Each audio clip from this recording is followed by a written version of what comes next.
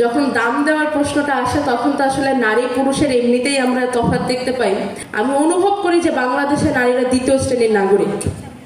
এই কথার প্রতিবাদ করার জন্য অনেকে দাঁড়িয়ে যাবে। আমার সামনে আমার বড় ভাই মাননীয় সাংসদ আব্দুল আলামিন আছেন, ওনাকেই সামনে পেলাম তাই বলছে আর কোনো ভাইকে তেমন দেখতে পাচ্ছি না। ভাই দেখেন, এখানেও দেখেন নারীদের প্রোগ্রামে আপনাদের উপস্থিতি কত কম।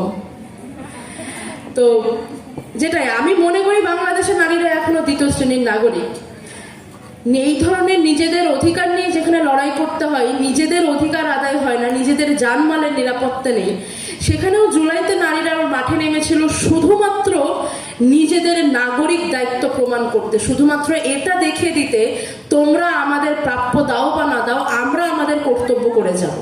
আমি মনে করি বাংলাদেশের মতো একটি দেশ যেখানে নারীরা আর্থিক, সামাজিক, শারীরিক, রাজনৈতিক কোনো ধরনের কোনো অধিকার নিরাপদভাবে পালন করতে পারে না, নিরাপদভাবে আদায় করতে পারে না, যেখানে নারীরা নিজের পরিবারের মধ্যে নিজের বাড়িতে খুন হয়ে যায়, যেখানে শিশুরা নিরাপদ না, যেখানে মায়েরা নিরাপদ না, যেখানে 2.5 মাসের বাচ্চা থেকে 75 বছরের বৃদ্ধা নিরাপদ না, এরকম একটি দেশে দাঁড়িয়ে নিজেদের লাভের কথা চিন্তা না করে বৃহত্তর স্বার্থ মাথায় নিয়ে দেশ ও জাতির কথা চিন্তা করে জুলাইয়ে নারীরা নেমে এসে প্রমাণ করে দিয়েছিল যে তারা আসলে শুধুমাত্র অন্যদের সমকক্ষ বা সমান অধিকারের দাবিদারি না, তারা অনেকাংশে অন্যদের চাইতে অনেক বেশি এগোনো, অনেক বেশি দয়াশীল, অনেক বেশি মায়া রাখে দেশের প্রতি।